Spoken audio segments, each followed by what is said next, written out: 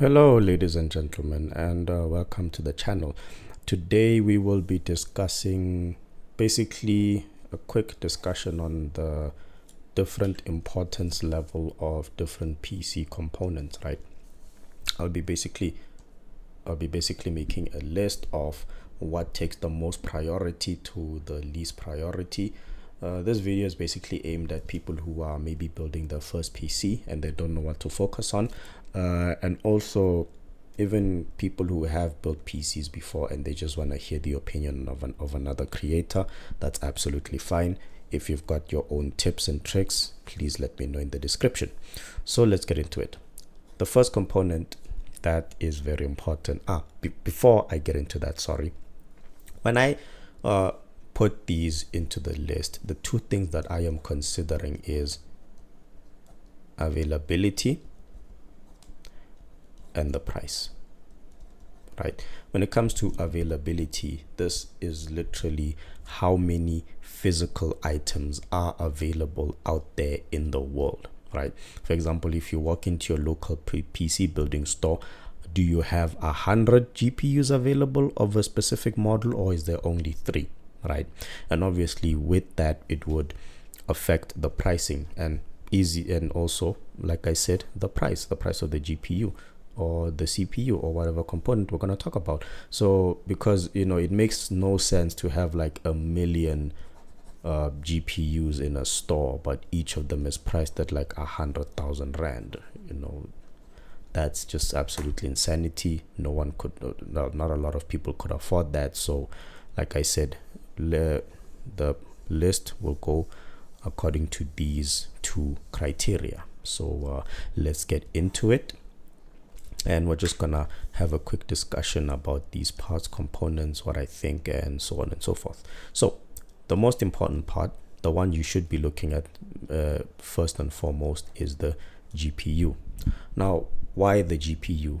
The GPU is the single component that will have the biggest effect on your gaming experience. That's not an E. I was trying to write an E, right? Because, oh my goodness, right, experience, there we go. Because it makes no sense to say run Cyberpunk 2077 at like 12 FPS. That would just be atrocious. It's just not worth your time, bro. Like 12 FPS, bro, you are struggling. It is rough, bro. Anyone who can play any game on like 12 FPS and actually enjoy, I salute you. Okay, especially modern day titles, right? So best of luck to those of you who are on this category. But like I said, it makes no sense to play a game on like 12 FPS because your GPU is not pulling its weight, basically, right? So like I said, GPU, most important component in your arsenal. So me personally, the way I chose my GPU is that I looked at the game that I wanted to play the most at the time, and at that time it was Cyberpunk 2077, and I looked at the cheapest GPU, right? The cheapest GPU that could still give me a solid 60 FPS experience, 60 roundabout FPS experience with like maybe not like ultra settings, but high settings definitely. And the one that I landed on was the RX 6600 XT, right? I think even the non-XT version can still run Cyberpunks on like medium to high settings at 60 FPS, give or take. And yeah, it's still a good gaming experience. It's still a smooth experience. So for me, that's what I would recommend. Pick the game that you want to play the most, the one that is the most demanding, and get a GPU that can play it at a resolution that is fit for your monitor, right? Because it makes no sense to have like a 720p monitor but you want a 5090.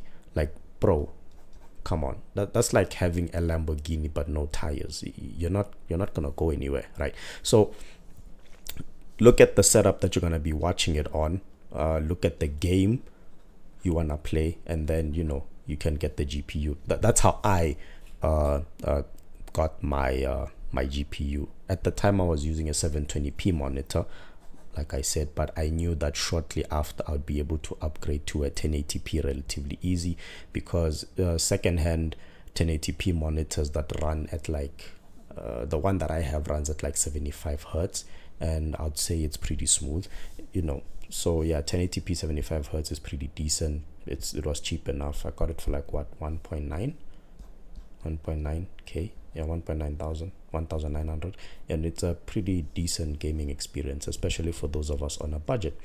But diverting from the point, like I said, GPU most important. Look at the game that you want to play the most and get a GPU depending on your budget that can play that game at medium to high settings. If you can go for ultra settings, definitely go for ultra settings, and then just do a quick Google search on what the game can run that. You can use software such, not software, but like a site called Can I Run It, I think. Yeah, Can You Run It, where you like put in the details of your system and then it tells you if you can run that game or not. And I'll put a link in the description of like some of the software that you can use for some of the things that I'm going to talk about, some of the tips and tricks. So I may not mention the software in the video, but please check the description to see the mentions of the said stuff, right? So like I said, GPU, I chose the game I wanted to play, got the GPU that would suit that experience with the resolution of monitor that I could. So there you go. So like I said, GPU, most important thing. If you see a good GPU on a good deal, snatch that thing. I mean, get it immediately. Sell your kidney if you have to. Don't actually sell your kidney. Don't do that. But you get the point. So GPU, plain and simple, straightforward.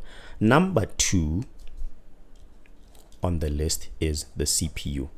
The reason I'm saying CPU is because the CPU is the component that can most heavily limit your GPU. It can actually like bottleneck it. You see, there's a bottle and that's the neck, right? So the CPU can be what bottlenecks your GPU, because if you have something like the latest 5090 Ti, I don't even know if that card exists or not, but then you have like an i3 4th gen or something, yeah, this thing is not gonna run at full speed at all, because why? This is unable to keep up, right? So what you can do, again, using some of the software, is to find, if you're on a budget, I'm gonna be a lot of what I'm gonna be saying is from the viewpoint of like budget building, budget to like mid-range building, right? You can still get a decent amount of saving if you're still like using the mid-range.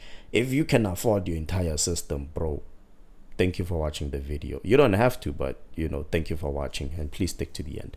So the CPU you're gonna use is the cheapest CPU that will not bottleneck your GPU, right? And also that will not bottleneck your GPU, right? So, and the reason why CPU is below GPU is because, generally speaking, for each GPU you've got about like 3 to 4 options of a CPU, right? It would be your budget CPU, it would be your mid-range CPU, and then it would be like your high-end CPU, and then you got your flex CPU. I call these flex because they are just like crazy, right? So it's almost as if like for each GPU you've got 4 CPU options. So it's very rare and uncommon for like CPUs to have like shortages, as well as it's very rare for them to have any shortages, unlike GPUs. And also when it comes to like price point, you've got multiple price points that you could hit on, you know, performance wise and even generational wise. So like let's say you've got a certain graphics card, you could probably have that graphics card pair well with an i3 14th gen or an i5 some other gen or a Ryzen something, right? So you've got a lot of options in terms of what you can pair CPU to GPU wise, right? So but definitely CPU can cause a bottleneck, and also that's why I'm putting it in the second category of importance, right? So definitely, yeah. So the CPU, you can be more relaxed than the GPU in terms of buying it. So that's the only reason it's down here. That's also the other reason it's down here. Number 3 on the tier list, I would put the PSU. Now, normally, wouldn't you think that the RAM is supposed to be here? And I would agree. In my opinion, the PSU and the RAM is interchangeable. However, the PSU, it can, the reason I'm saying it's it's higher on the tier list than the RAM is because this here can physically shut down if it's under heavy load. Okay, and I don't know about you, but your PC shutting down versus slowing down, it's definitely more annoying because, like, let's say, because under heavy load, if these components over here, as well as obviously there'll be your CPU cooler, whether it be like a simple fan or your liquid cooling. But again, we're talking about budget, so liquid cooling is unlikely in this scenario. But the GPU is going to be drawing in a lot of power, the CPU is going to be drawing in a moderate amount of power, and if this is unable to keep up, your whole system will literally just shut down. It will switch off. Okay, and that is definitely, like I said, more annoying than if your system just slows down. Okay, because the RAM you can play around with it more in terms of like what you can do, right? Because if you don't have enough RAM in your system, you can try closing certain applications. There's some tips and tricks you can do here and there in order to squeeze a little bit more performance out of your system. But if you do not physically have enough power in your system because of your, I just wrote RSU, ignore that, because of your PSU, you're not going to be doing anything. You literally just, it's a cannot situation. So that's why I'm putting the PSU above the RAM, right? That's the first part. That's the first reason. The second reason is that with the RAM, it's modular. It's more modular. It's definitely 100% more modular than your PSU. So for example, you could probably start off with like 8 gigabytes of RAM, right? Then you save up, and then you get another 8 gigabytes and you move up to 16 gigabytes. And for a lot of budget to mid-range systems, 16 gigabytes is a good amount. It's a good amount, right? Now you might be wondering, well, what about 8 gigabytes? In my opinion, 8 gigabytes is not gonna cut it anymore. If already 8 gigabytes is not enough, it's very soon not gonna be enough, because already Windows in and of itself is a bit of a resource hog as is. So 8 gigabytes is simply not enough. Maybe you might be able to get away with doing a couple of things here and there, but stuff like multitasking is definitely not gonna be a big thing. Let's say maybe you want to be a content creator, you're gonna probably struggle when it comes to like recording videos as well as gaming, and also video editing is something that you might run into an issue with in terms of the multitasking aspect of video editing. So that's why I say 16 gigabytes is great. Then 32 gigabytes. Here, my brother, you are cruising. Here you are living the life. You are living life here. You are just, you don't have to worry about anything. You are relaxed. You are cool, calm, and collected. And those who are on 64 gigabytes, these are the kind of people who open as many Chrome tabs as possible whilst running a game just to see what happens. Okay, 64 gigabytes is definitely a lot, and I don't think you need that much. I mean, if you have it, cool, that's fine, go ahead, but I don't think you need that much.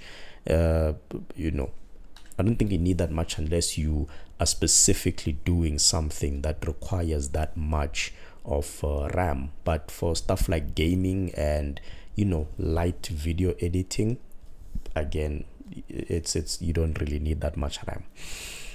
After the RAM, number 5 on the list is storage. So the reason I'm putting storage under the RAM is because, like I said, the RAM is annoying because it can slow down your system, whereas storage, it's definitely more flexible, right? So RAM and also storage is a bit more affordable in a way, in some cases, right? So what am I talking about? When it comes to storage, we have three types. Let me just get into it just a tiny little bit. We have three types. We have HDDs, we have SSDs, and we have NVMEs, right? SSD, never, absolutely do not in 2025 or any year after that, put your operating system on an HDD. That thing is gonna be slow as beans, my brother. That my sister. That thing is, dude, you are gonna need to take coffee breaks before your system loads up to your desktop. And even after that, there is no guarantee that you'd be able to immediately jump into doing stuff, okay? Because HDD is slow, bro. Because already flipping Microsoft, not Microsoft, Windows itself it's getting bigger and bigger as the years go by. So there's more data for it to pull from here into your system so that it can actually turn on your PC. It's insane, bro. Right? That's the reason I'm saying operating system never here. You can put videos and pictures and documents and files and that stuff because they are small enough to like access quickly enough, right? But games and operating system, absolutely not. No, it's just not worth the headache. Trust me on that one. Just trust me on that one, right? So then, since those ones are out of the question, what's next? We have now SSD and NVMe. When it comes to SSD and NVMe, in the lower tiers, the budget to mid-tier SSD and NVMEs, normally the mid-tier NVMe would be like Gen 3 and some brands of Gen 4, right? These two here, pretty close with the SSD. Gen 3 definitely closer to SSD than Gen 4, but when it comes to like mid-tier, it's fine to go with an SSD. It's fine because even the boot times, like the time it takes for your PC to go from on to desktop, it's very similar for these two. Maybe the SSD might be slower by like 1 to 2 seconds, but at the end of the day, it's not much. You feel me? Now, the NVMEs are definitely priced a little bit more than the SSDs, hence why I'm saying for that 1 to 2 seconds, you could save about like maybe like 100 to 200 rand, depending on brand and where you got it and what deals you can find. You know, because me personally, I found a decent amount of, I found like a 1 terabyte SSD on Marketplace, Facebook Marketplace, at a good price, right? And I'm just using that SSD for storing video files and such, and it's doing a pretty good job so far. The and then in my system I have an NVMe with my operating system and 2 to like 3 games that I regularly access, right? So okay, so let's say you're working on a ultra budget build, right? NVMe is just out of the question for you, right? What can you do? This is just a tip, right? So what you can do in that situation is get a 250 gigabyte SSD, okay? And on this SSD, you will put your operating system and a couple of games that you regularly access, right? For example, me, I play Overwatch almost every day now, so that's where I would put my Overwatch game, and then maybe a couple of other there's a couple of games that you access on the regular. For some people that'll be Fortnite, some people that'll be what's that game, Call of Duty, maybe Siege, maybe CSGO, Minecraft, whatever you call it, just so long as it fits in here. And then you maybe like have a 1 terabyte or even a 500 gigabyte HDD. And like I said, this is where you'll have your videos, your movies, pictures, documents, whatever whatever small stuff that you just need to have with you, right? You can even have some light programs installed onto your HDD. But trying to access, say, a 70 gigabyte game from your HDD is gonna be, oh dude, it's the electronic equivalent of trying to pull your teeth out, bro. It's painful and it's long, and it just shouldn't be done. So for like ultra budget, this is an idea you could use. Like I said, 250 gigs of SSD, that's operating system and your favorite games. Then 500 gig to 1 terabyte HDD is where you'll store basically everything else, right? Because I'm assuming that you're probably going to be using that PC for more than just gaming. Eventually you're probably going to have to do some schoolwork or like some actual work on it. Maybe it's a home PC that everyone uses. You gotta store the files somewhere. So there's an idea, there's a strategy, right? And then if you've got a little bit of money, you could probably just get like a 1 terabyte NVMe, just straight up, because that's the one that I have a 1 terabyte NVMe, and then I have I think 2 terabytes of SSD, right?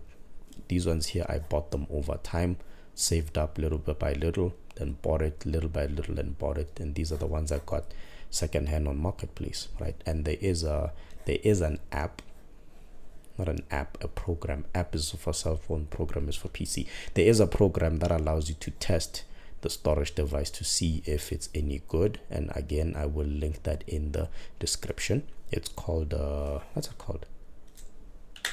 Crystal Disk. Yeah, it's called Crystal Disk. I think I made a video mentioning it when I was talking about testing secondhand PCs to see if they are not PCs, laptops, secondhand laptops, to see if they are any good. And that's one of the programs you'd use to check the storage device to see if it's still healthy and whatnot. Moving on. Number 6, case. One word for the case. Optional, bro.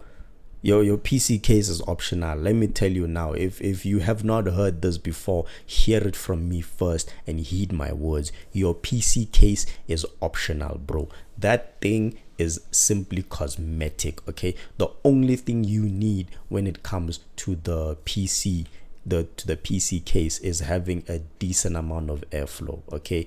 Like, if you have a good amount of airflow, you are fine. And in fact, you could just mount your PC on a wall, literally on a wall, call it art, and you would be fine. It will work, okay? Because half the time, the CPU, the fan or whatever cooler comes with the CPU can keep it cool enough, and then the GPU has its own fans that are supposed to keep it cool enough. So this here, the PC case is really not necessary.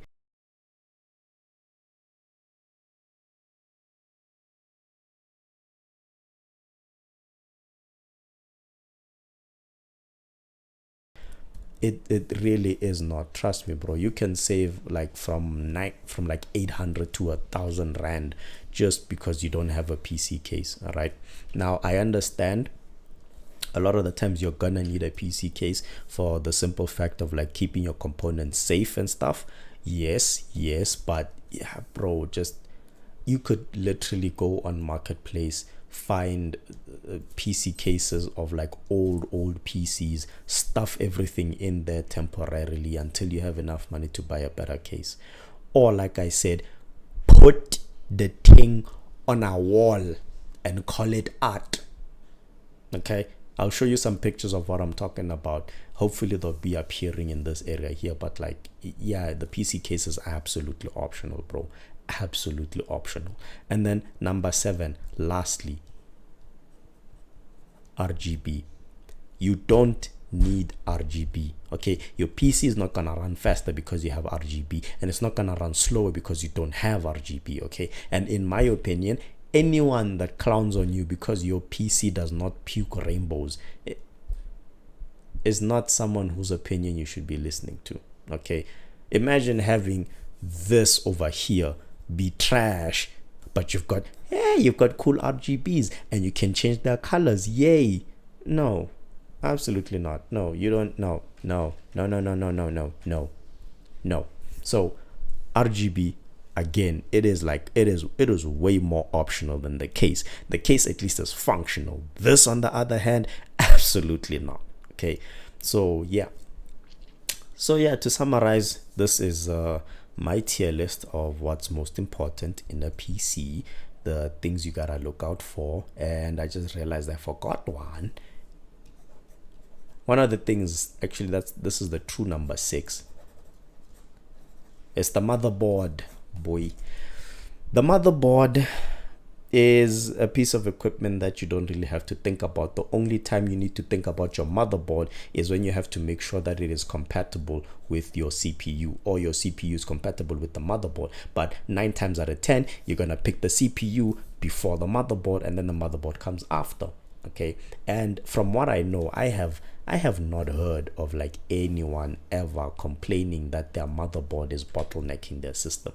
Like the PSU, not enough power, the system goes kaput. RAM, not enough power, that's annoying. Motherboard, so long as the motherboard and the CPU fit together, you're probably never gonna have to think about it.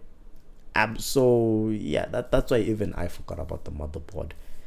Not just because I forgot to write it on my list over here on the other monitor, but because like the motherboard does not affect performance as much as like literally all of these other things here.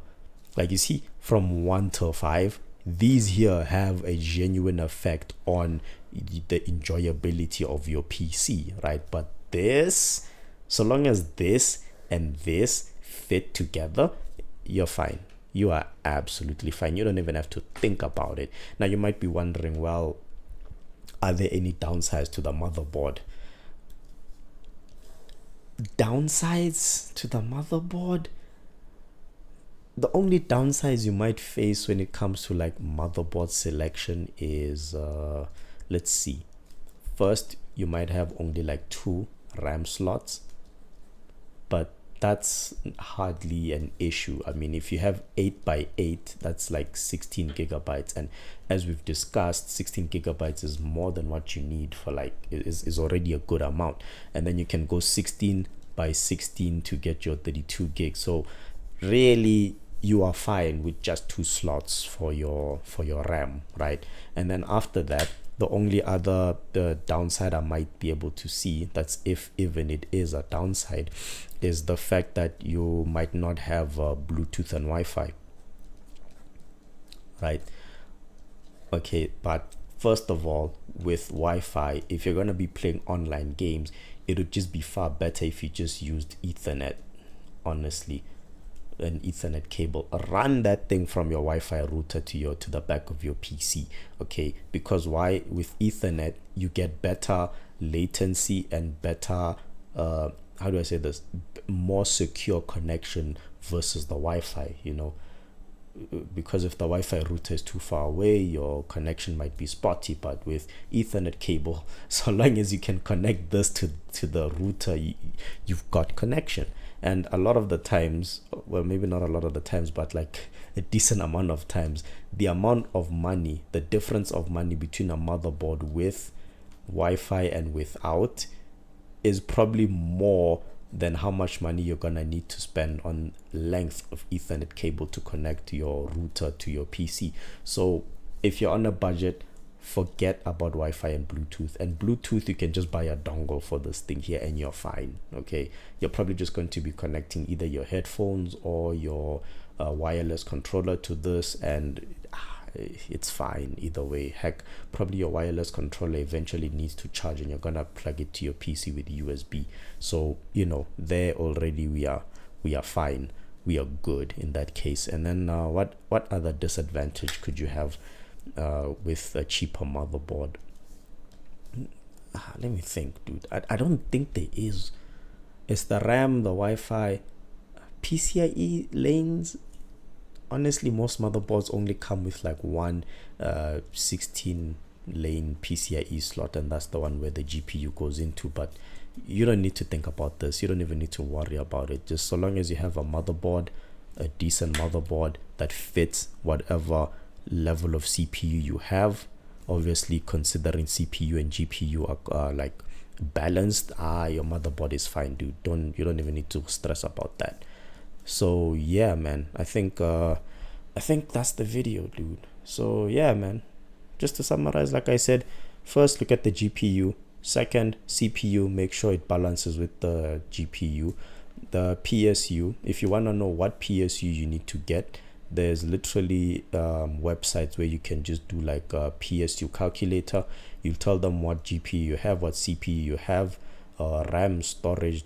Heck, these two here don't really affect the power consumption as much as these two do, and then it will spit out a PSU wattage that you need, the minimum wattage you need. Maybe it's like 500, might be 600, might be 1,000, depending on these two components mostly, and then you're good. Then RAM, 16 gigabytes, you're safe for the most part. You'll be fine. Storage, like I said, 1 terabyte is an okay, is actually 1 terabyte is an okay amount, and then anything above that, obviously depending on what you're doing, you might need more, might need less, it's up to you.